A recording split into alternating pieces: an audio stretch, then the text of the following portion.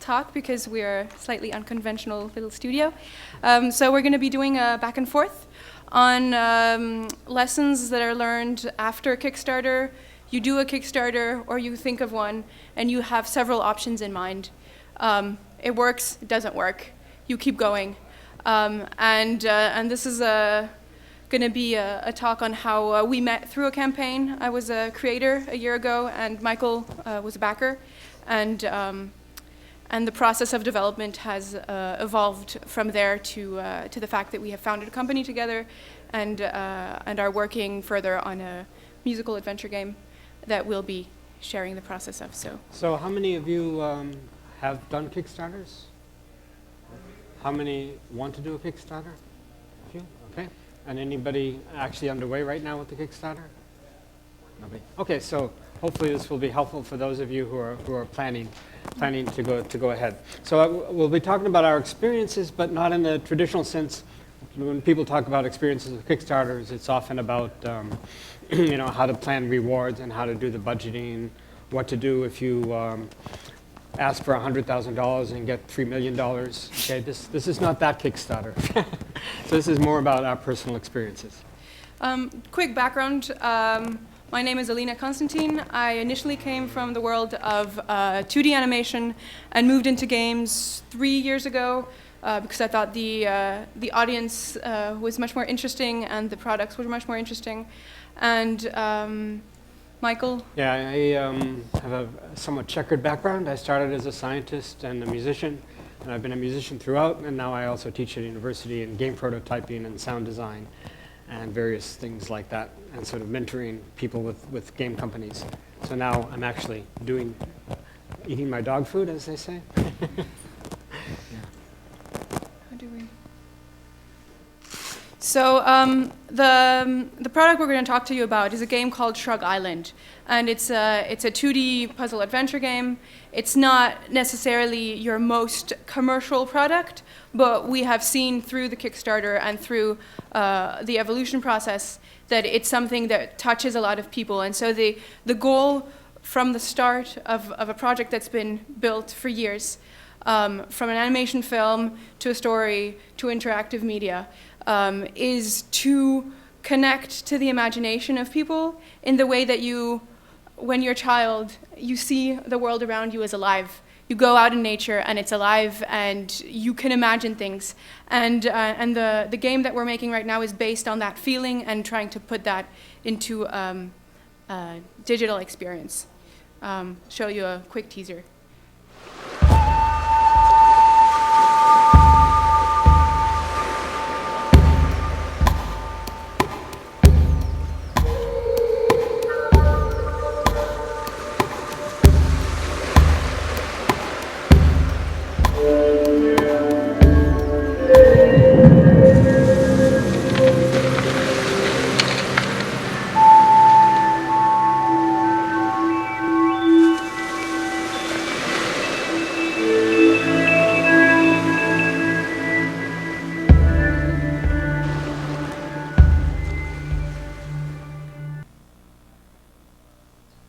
So just giving you a little bit of context of what we're talking about.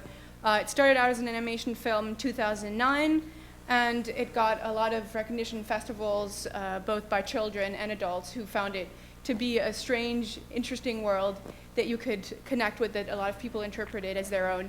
I started this, and I felt that it had the potential to be a larger product and built it further. By the time that Michael and I met last year, around the campaign, it had gone through several team iterations to find a product that could, at the same time, maintain an artistic vision and create a product that was interesting for people, a gameplay where you have characters that you can relate to, that transform with the world around them, that you have puzzles and you have story.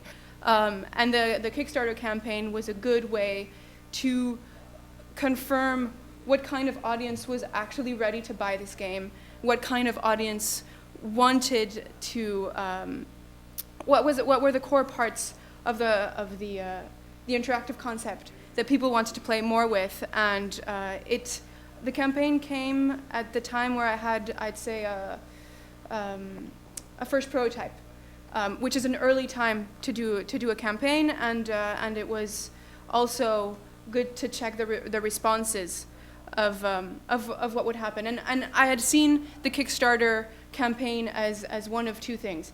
I would succeed. I would raise enough money to take it to a playable prototype, playable beta, and potentially make a deal with a publisher or an external developer who had experience and work further on this. B, it didn't succeed, and I put this project to the side. What actually happened was that it raised the expected goal. I was as a part of an incubator, and we had sought for 25,000. But the deals that I tried to make as a follow-up of that, people were very interested. They're like, you have good contact with your audience, but I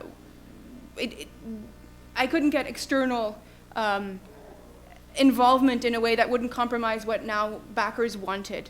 And that was the time when this third option, during the campaign, a communication establishes itself, which is really, really engaged, and a lot of back and forth happens if you have a product that is engaging for people. And Michael came up with the option that we should continue this together. Yeah, so I was actually sitting home very innocently practicing my skills like a good boy one evening with my piano here and my computer open here, and had Facebook open, and in my news feed somebody shared the Kickstarter page with the thumbnail of the game. And I said, oh, that looks kind of interesting. And I went over to the page and made a donation and followed Alina on Twitter. And after we started communicating, we realized we had something in common, and so we've come back and formed this game. But it's involved a very interesting process, because I'm not myself primarily a gamer. I mean, probably this is the wrong forum to admit I still play the same level of Angry Birds that I've been playing for the last 3 years whenever I want to break. But there was something about this particular game that was really striking. It was much more real world and about relationships. And I think we found a lot of the other Kickstarter supporters were kind of in the same situation. So this was something that I could pull out of the Kickstarter, and we continue after this 1 month campaign. Kickstarter is something that becomes a part of your development.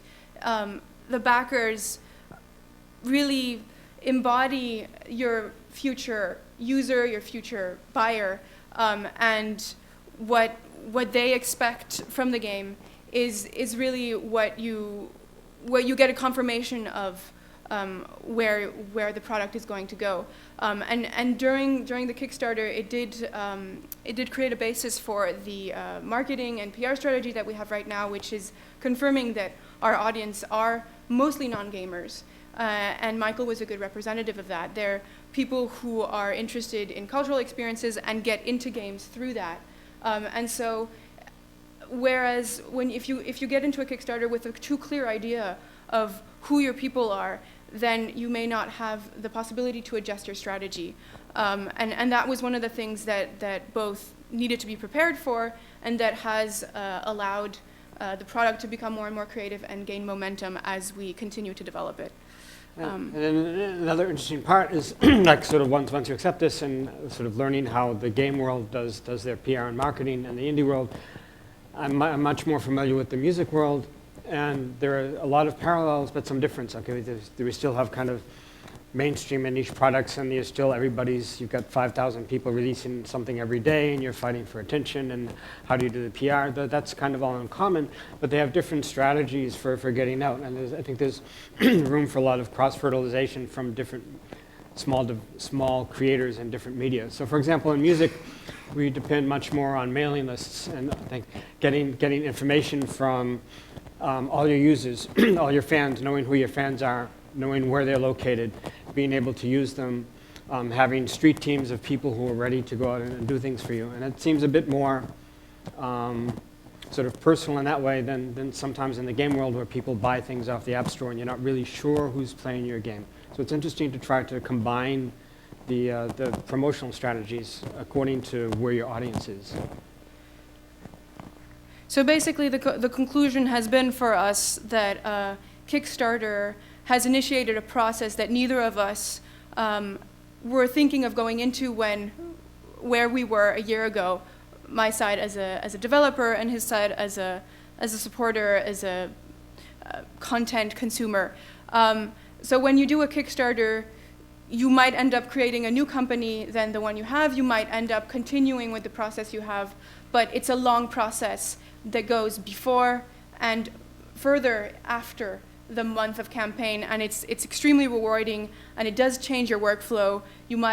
I ended up working remotely, whereas I thought I would find a team and continue condensed together. But the point is, if you decide to do a campaign, you have to be prepared, and your product has to be prepared for that contact with your user base and for that evolution. Yeah, another thing we found as we show the game, sort of after the Kickstarter, is like a big difference in audience game adaptability. So if as we show the game down here, a lot of like real honest-to-God gamers come by and they like know how to play everything and they don't want to be given any hints. They'll solve all the puzzles on their own. We show it to people who really love the concept and the art of the game, but aren't gamers, and they need to be handheld all the way across. So it makes like making the tutorial section pretty challenging. It's one of the things we're finding out here. But there are a lot of, there seems to be a really big audience of people who don't play games but would like to if there was a game that like attracted them on the interests that they have.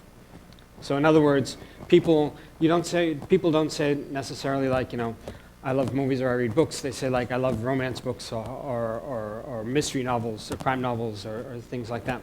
So those are people who might not play games in particular, but who would be interested in games that approach them on their particular interest.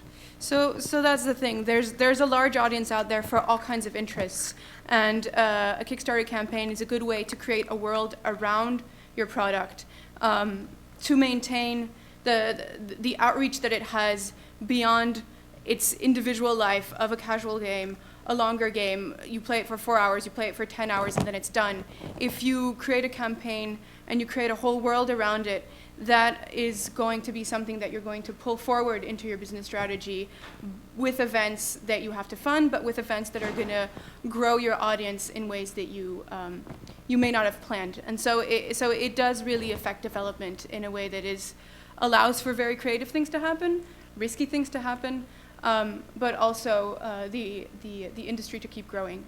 So that's why we really like this quote. It's kind of like we're trying to split between this and the old Robert Frost one about taking the road less traveled. Is when you're doing the Kickstarter, I mean, as we said at the start, getting the money is one thing, but the other thing is to like be very aware of like who's interested and keep in touch with them, and be prepared for yourself to adapt to the feedback you're getting and the kind of people who are interested, instead of just saying, okay, I'm going to get the money and I'm going to sort of go charging this way. To be open to what paths are being open to you from the Kickstarter. Yeah. So that's pretty much what we have to say. We have a few minutes for questions if there are any, and thank you for your attention. Do we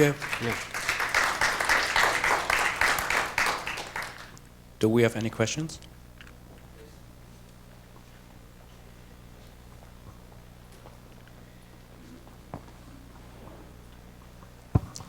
You told us shortly about the business sense on trying to find publishers, and now you said, well, you finally decided to form a company together.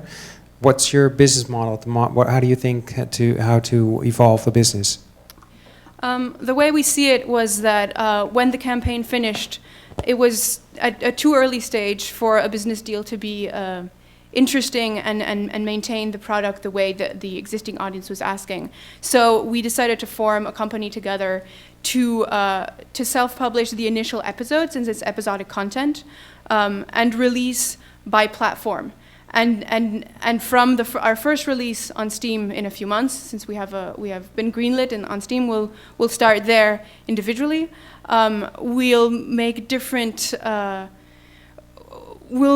distribution strategies for each platform, for tablets, potentially for console, and for different regions. So we want to self-publish the initial product to have a foundation both of the product, but also of the peripheral products that we're creating around it. We have soundtrack, we have a book planned, we have various things that are branching out into feeding the business of further development of the product. Yeah, And- this is another way where it's actually kind of similar to the music industry, where if you're a totally unknown band and like the record label wants to sign you, you get all excited, you sign the deal, and you get a really crap deal, and you don't never see any money.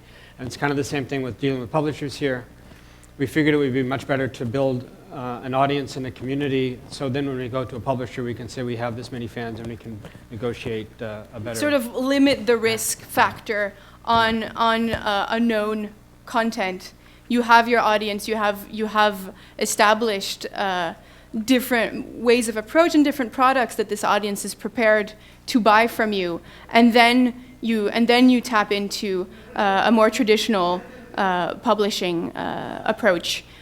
So it's really about getting the content to a place where it can carry itself, and then releasing episodically on different platforms and negotiating publishing deals from that. Any more questions? Any other question? Yeah. Okay, well... Thank you very much. well,